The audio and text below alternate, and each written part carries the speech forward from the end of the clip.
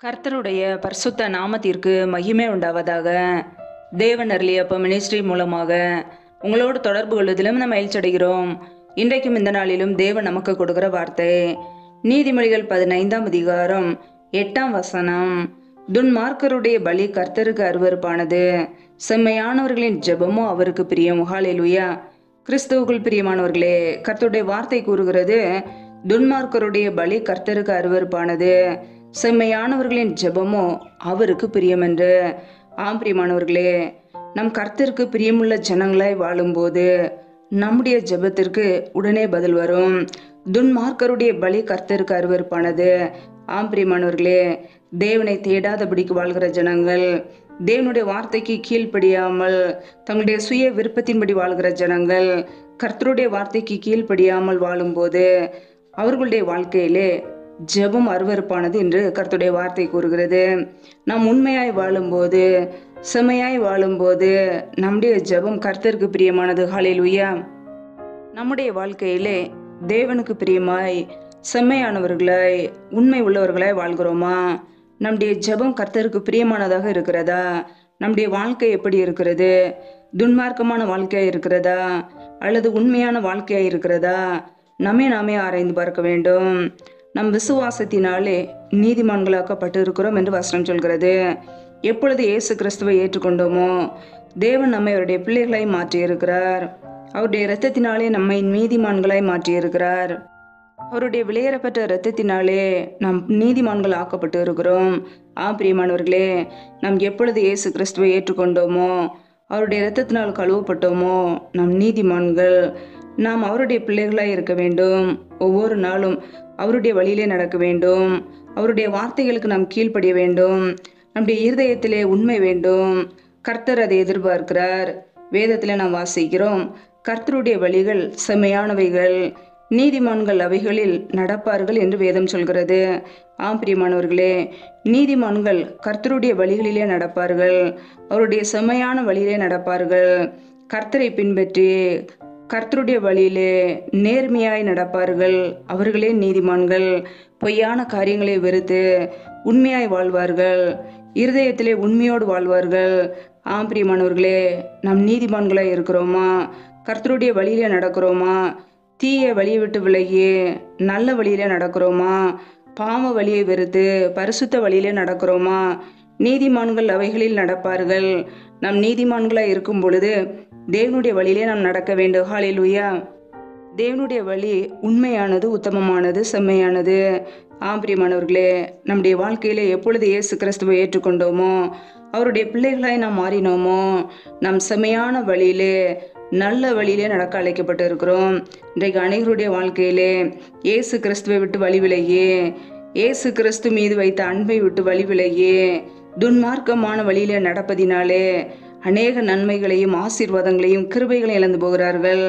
நாம் அவருக்கு பிரியமுள்ள ஜனங்களாய் வாழும்போது நம்முடைய ஜெபம் அவருக்கு பிரியம். நம்முடைய ஜெபத்துக்கு பதில் கொடுப்பார். ஆனால் துன்மார்க்கமாய் வாழும்போது, நாம் பாவத்திலே வாழ்ந்து கொண்டு இருக்கும்போது நம்முடைய ஜெபம் எப்படி கேட்கப்படும்? துன்மார்க்கருடைய பலி கர்த்தருக்கு அருவருப்பானது என்று வேதம் சொல்கிறது. பிரியமானவர்களே, வேதம் சொல்லுகிறது, துன்மார்க்கருக்கு கர்த்தர் தூரமாய் இருக்கிறார், நீதிமான்களின் ஜெபத்தையோ அவர் கேட்கிறார் என்று. நம் நீதிமான்களாய் இருக்கிற பட்சத்திலே நம்முடைய ஜெபத்திற்கு அவர் உடனே பதில் கொடுக்கிறார். ஹல்லேலூயா.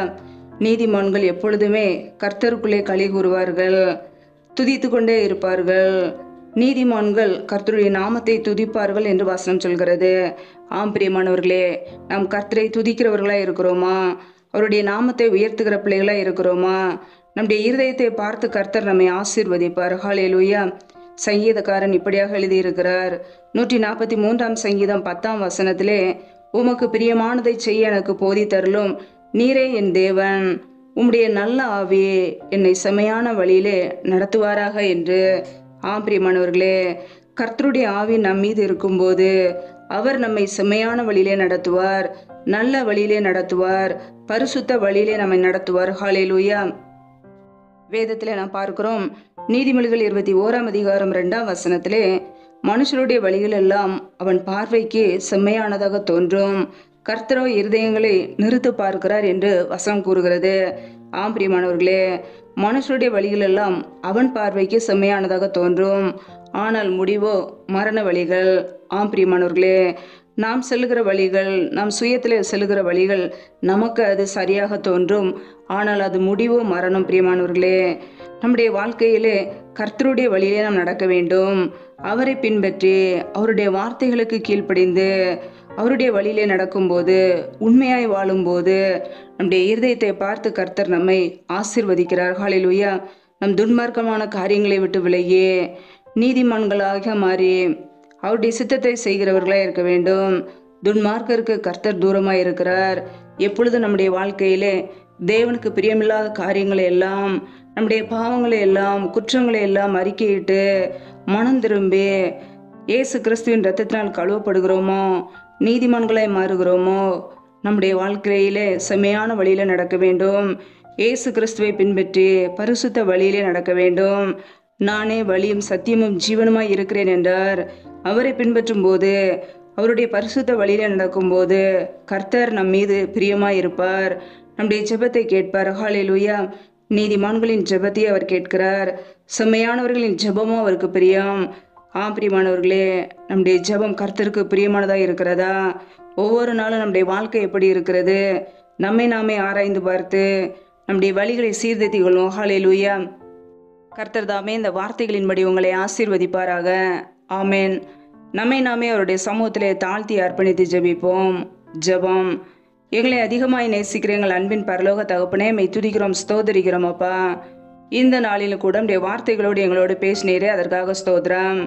நல்லவரே மெய் துதிக்கிறோம் அப்பா. வல்லவரே மெய் துதிக்கிறோம். பரிசுத்தம் உள்ளவரே மெய் துதிக்கிறோம். ஒவ்வொரு நாளும் எங்களை கண்ணின் மணி போல பாதுகாத்து கிருபையோடு ஜீவனோடு வைத்திருக்கிறீரே, அதற்காக நன்றி. ஒவ்வொரு நாளும் எங்களுடைய தேவைகளை சந்திக்கிறீரே, நன்றி அப்பா.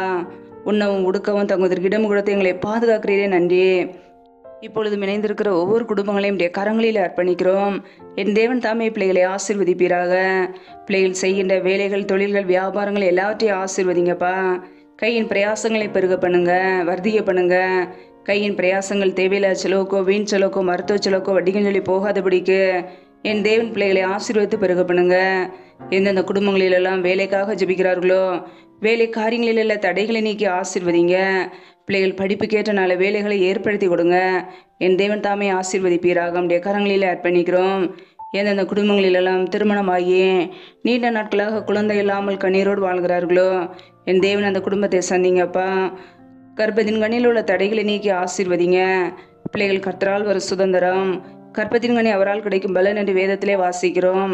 என் தேவன் ஆசீர்வதிங்க. நம்முடைய நன்மையினால் நிரப்புவீராக. எந்தெந்த குடும்பங்களிலெல்லாம் திக்கற்றவர்களாய் தனிமையோடு வாழ்கிறார்களோ, கணவரால் கைவிடப்பட்ட ஒரு சூழ்நிலையிலே யாருமே இல்லாமல் கஷ்டப்படுகிறார்களோ, என் தேவன் அவர்களுக்கு உதவி செய்வீராக. அப்படியே நன்மையினால் நிரப்புவீராக. திக்கற்ற பிள்ளைகளுக்கு நிறைய சகாயர். மனம் இறங்குங்கப்பா. பொருளாதார தேவைகளை சந்திங்க, பண தேவைகளை சந்திங்க. சூழ்நிலைகளை எல்லாம் சாதமாய் மாற்றி விடுங்க. யாரெல்லாம் பலவீனத்தோடு, சோர்வோடு, வியாதியோடு கஷ்டப்படுகிறார்களோ, என் தேவன் அவர்களுக்கு சுகத்தை கட்டளையிடுங்கப்பா. இப்படியே சுகமாக்கும் கரம் பிள்ளைகளை இப்பொழுதே தொட்டு சுகமாக்கட்டும், விடுதலையாக்கட்டும். பலவீனத்திலே நம்முடைய பலன் பரிபூரணமாய் விளங்கட்டும். ஆசீர்வதிங்க. நம்முடைய நன்மையால் நிரப்புங்க. எந்தெந்த குடும்பங்களிலெல்லாம் கணவன் மனைவிக்கிடையே பிரிவினையோடு, பிரச்சனையோடு வாழ்கிறார்களோ, என் தேவன் அந்த குடும்பத்திலே சமாதானத்தை கொடுங்கப்பா. சிலுவையில் சிந்திய ரத்தத்தினாலே எங்களுக்கு சமாதானத்தை உண்டாக்கியவர். ஒவ்வொரு குடும்பத்திலும் தெய்வீக சமாதானம் ஆளுகை செய்யட்டும். இப்படியே நன்மையினால் நிரப்புங்க. இந்த இரவு நேரத்தில் இன்பமான நித்திரையை கொடுங்கப்பா. நல்ல சொப்பன தரிசனங்களை வெளிப்படுத்துங்க. வரப்போகிற காரியங்களை குறித்து எங்களோடு கூட பேசுங்க. அதிகாலையிலே எழும்பி தேவ சமூகத்திலே காத்திருக்க பலன் தாங்க. சத்துரு கொண்டு வருகிற போராட்டங்கள், பிரச்சனைகள், தீமைகள், மரண பயங்கள், இருளின் அதிகாரங்கள், ஆபத்துகள், நாச மோசங்கள், தீமைகள், விக்னங்கள் எல்லாவற்றிற்கும் விலக்கி எங்களை பாதுகாத்து கொள்ளுங்க. இப்படியே ரத்த கோட்டைகளை எங்களை அர்ப்பணிக்கிறோம். இப்படியே கிருபைகளை அர்ப்பணிக்கிறோம். கர்த்தரின் ஆசீர்வாதமே ஐஸ்வர்யத்தை தரும் என்ற வசனத்தின்படி பிள்ளைகளை ஆசீர்வதித்து உடைய நன்மையினால் நிரப்புங்கப்பா. முற்றிலுமாக தாழ்த்தி ஜபிக்கிறோம். நீரே எங்களுக்கு அடைக்கலம், நீரே எங்களுக்கு பாதுகாப்பு. நாங்கள் நம்பி இருக்கிறவர் நீர் ஒருவர் மாத்திரமே. முற்றிலுமாக தாழ்த்தி ஜபிக்கிறோம். ஆசீர்வதிங்க, பலப்படுத்துங்க. எல்லா துதி கன மகிமையெல்லாம் ஒருவருக்கே செலுத்துகிறோம். ஏசு கிறிஸ்துவின் மூலம் ஜபிக்கிறோம் ஜீவனுள்ள நல்ல பிதாவே. ஆமேன். கர்த்தர் தாமே உங்களையும் உங்கள் குடும்பங்களையும் ஆசீர்வதிப்பாராக. ஆமேன். Thanks for watching. Please subscribe our channel. Click the like and share. click the bell. God bless you.